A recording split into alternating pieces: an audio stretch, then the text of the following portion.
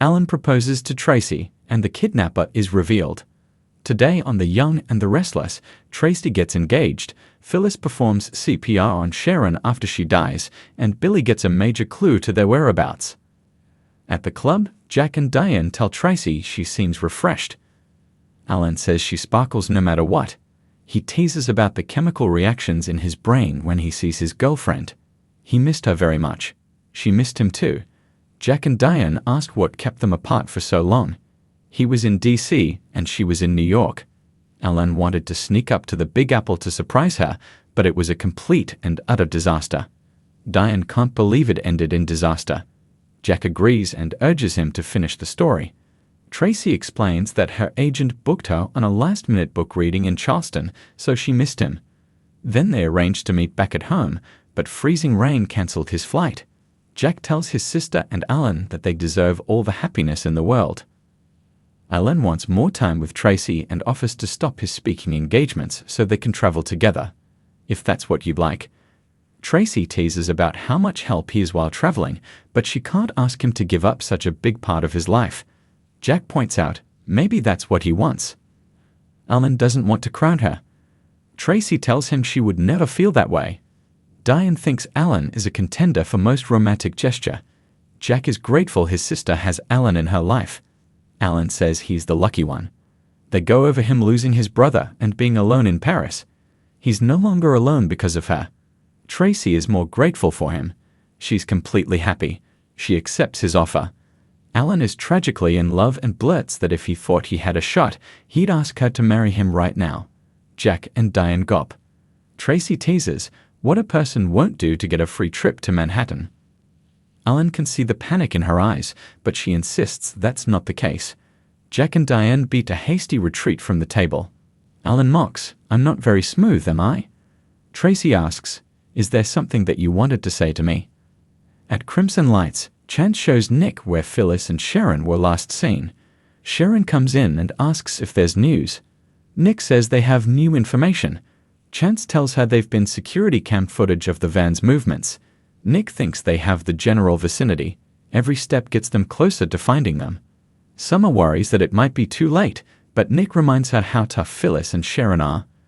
They don't know why they were kidnapped, or even if they were. Chance says the security camera doesn't show abduction. Summer asks, you have instincts, right? What are they telling you? Chance is forced to admit he has a bad feeling about this. Summer frets, this is bad. Chance doesn't think Sharon and Phyllis left of their own volition. Nick assures his daughter that the cop will help bring them home. She asks, what do we do next? Nick suggests a door-to-door search. Chance mumbles about search warrants. This irks Nick, who says he'll put the Newman team on it. Chance warns against it, but they look at a map and settle on an area to search that seems to be full of empty buildings. Summer doesn't get this. Why would someone take the both of them? They clearly don't want money, or they would have reached out. Chance urges her to hang in there a little bit longer. Nick gets on the phone and says, "Full crew ready, I'll meet you there." He hangs up and promises to keep Summer posted. He'll do his best to keep a cool head, and she must do the same. Nick takes off and Chance wants Summer to eat. She can't.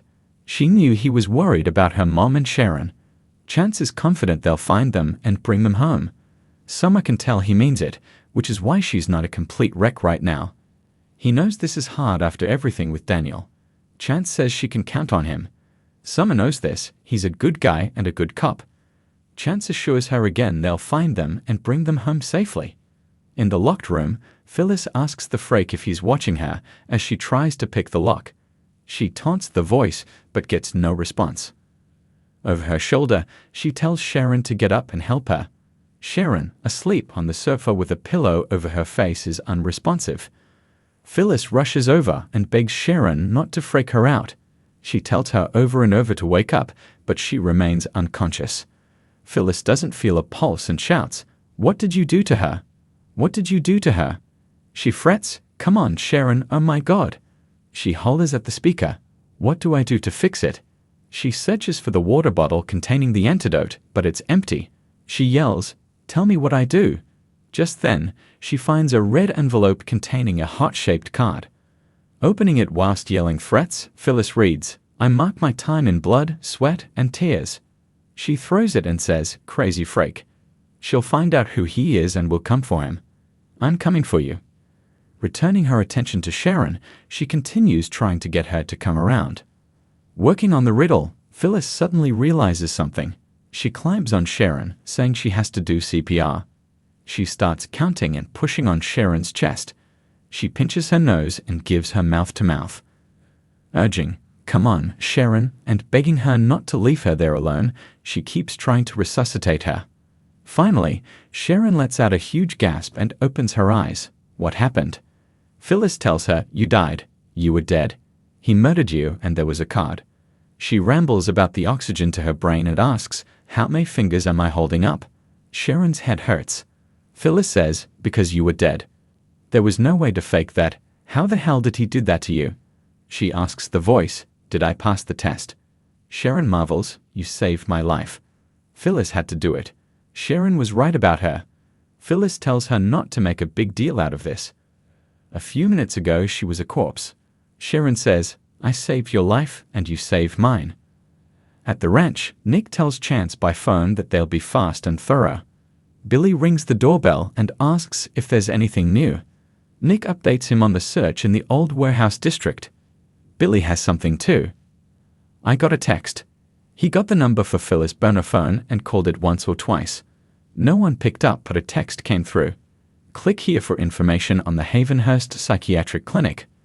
Nick says it reads like a courtesy response. None of the rest of them got the text when they called the burner phones. Billy wonders if it was on purpose or a glitch. Nick wants to get it to Chance right away, but first checks to see if it's a real place. Looking it up, he finds out it exists but is permanently closed, and it's in the warehouse district they're going to search. That can't possibly be a coincidence. At the GCAC, Alan tells Traci he was winning it when he mentioned marriage. They don't have to have this discussion now if she doesn't want to. Traci doesn't want to set this aside and circle back to it later. Alan takes her hands in his. "I've spent a lifetime without you, Traci." He was productive, but questions if he was really living. Now there's a woman in his life who radiates humanity with a generous heart. Being away from her made him realize his life before wasn't enough. He wants to give her space but be closer to her. "I love you very much." "Traci Abbott, will you marry me?" Traci cries, Warrant, Alan. "Yes, I will marry you." Alan wants to hold on to this moment and asks Traci if it's moving too fast. Traci doesn't care what the rest of the world thinks. You come to a point that you convince yourself you don't need this kind of love anymore, that memories are enough. Alan knows her daughter passed away. Traci talks to her every day and has told her all about him. Finding this with him is like a bonus chapter in her story. Alan determines that he needs to get her a ring. Traci insists it can wait, but he won't hear of it. "I'll be right back," he declares as he rushes toward the door. Jack and Diane pass him and hope he's not fleeing the scene. In the psychiatric hospital, Phyllis warns Sharon not to drink the water too fast. Sharon chides that it's almost like she cares. It's becoming clear to her that that's what all this is about, getting past the hate, seeing the bigger picture. Phyllis can still hate her and not want her dead. Sharon tells her this situation has changed things. "It's changed us." Phyllis denies it's that deep. It's just twisted fun for the sick freak. Sharon says it's true. The voice is enjoying this and getting a sense of control and power. But there can be other layers. The voice told them to think of this like an experiment. He or she was looking for some sort of result, like humanity can rise above darker emotions. Phyllis adds, or self-preservation trumps all. Maybe they saved each other because they didn't want to be left alone. Sharon needles her for being so contrary. This has cast a light on their relationship and has gone to the extreme of life or death. Phyllis looks up at the speaker on the wall and asks, "Did we dance to your tune?" Sharon muses. The question is what happens next. At Crimson Lights, Chance assures Summer they'll get through this. She says she's going to go update Daniel. Just then, Nick and Billy come in with the news about the text mentioning Havenhurst. It's a very specific clue, Nick explains and wonders, but is it the truth or is it a trap? At Havenhurst, Phyllis tells Sharon they have to take control. They had to get past everything. They saved each other's lives and got past their history. They had to lean on each other and believe in each other emotionally and mentally. That's what it is. Oh my gosh. That's the final riddle. We have to find an escape route together. Sharon feels if it were that simple, they'd have done it already. Phyllis disagrees.